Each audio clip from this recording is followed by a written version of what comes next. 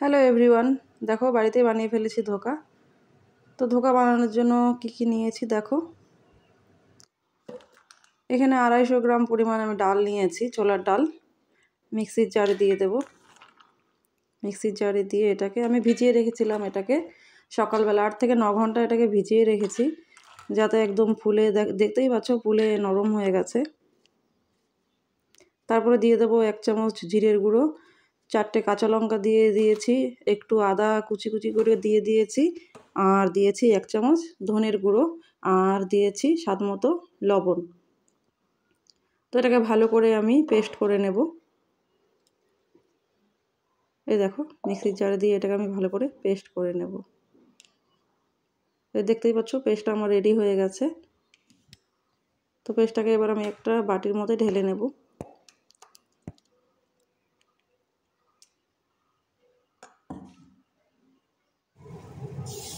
এবার কড়াইতে আমি তেল দিয়ে ওখানে কালো জিরে ফোড়ন দিয়ে দিয়েছি। আমি এখানে সর্ষের তেল নিয়েছি, কেন কি আমার মনে হয় যে কোনো ভাজা সর্ষের তেলেই ভালো, মানে খেতে ভালো লাগে আর টেস্টি হয়। তো আমি এটাকে ভালো করে দেখবে এখানে এইভাবে নাড়তে নাড়তে যখন একদম পুরো জল শুকিয়ে যাবে, এই দেখতেই পাচ্ছ আঠা আঠা হয়ে গেছে। তো এটাকে আমি নামিয়ে নেব। 5-7 মিনিট ধরে নাড়ার পরে দেখো এরকমটা হয়েছে। এবার আমি একটা থালার মধ্যে এটাকে নামিয়ে নেব। নামিয়ে নিয়ে এটাকে হাত দিয়ে ভালো করে একদম ছড়িয়ে দেব থালার মধ্যে, থাপ থাপ করে, যাতে কাটতে সুবিধা হয়। আর এটাকে আমি 10-15 মিনিটের জন্য ঠান্ডা হতে রেখে দেব। তো এই দেখো 10-15 মিনিট পরে আমি তোমাদেরকে দেখাচ্ছি। দেখতেই পাচ্ছ। এবার আমি এটাকে একটা ছুরির সাহায্যে কেটে নেব। তো আমি এখানে চৌকো চৌকো করে কেটে নিয়েছি, তোমরা তোমাদের খুশি মতো শেপ দিতে পারো। আমি এখানে চৌকো করে কেটে নিয়েছি। এই দেখো চৌকো চৌকো করে কেটে একটা থালার মধ্যে এগুলোকে আমি তুলে নেব।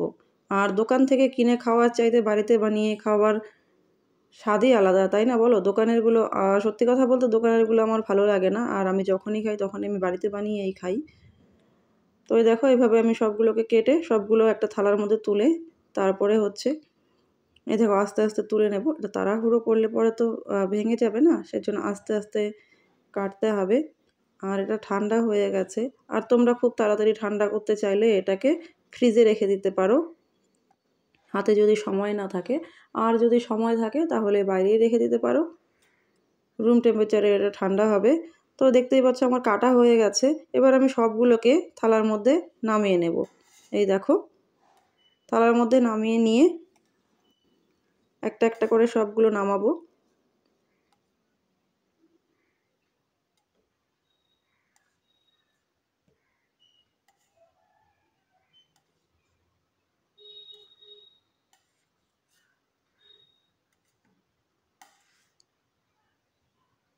তো তোমরাও এভাবে বাড়িতে বানিয়ে খাবে, আশা করছি তোমাদেরও ভালো লাগে। আর রেসিপিটা খুবই সহজ, তো সেই জন্য তোমাদের সঙ্গে শেয়ার করলাম। যদি তোমাদের ভালো লাগে বা তোমাদের কাজে লাগে তাহলে অবশ্যই একটা লাইক কমেন্ট শেয়ার দিয়ে পাশে থাকবে বন্ধুরা। আর আমার রেসিপিগুলো তোমাদের কেমন লাগে অবশ্যই জানাবে। তো এখানে দেখো আমি কড়াই বসিয়ে দিয়েছি। আমি আগেই বলেছি ভাজা সর্ষের তেলে আমার বেশি ভালো লাগে। তো এই দেখো সর্ষের তেল দিয়ে দিয়েছি। এবার এগুলোকে আমি লাল লাল করে ভেজে নেব। তেলটা আমার পুরো গরম হয়ে গেছে। তো পুরো ক্লিপগুলো আমি দেখাতে পারলাম না, কিছু মনে করো না বন্ধুরা, এক হাতে মোবাইল ধরে ভিডিও করতে হয়, তো সে কারণে 1-2টো ক্লিপ হয়তো এদিক ওদিক হয়ে যায়।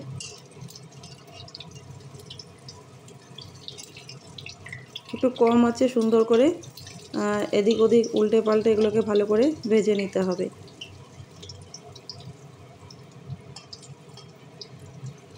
তো দেখো এগুলোকে আমি সুন্দর করে ভেজে নিচ্ছি লাল লাল করে।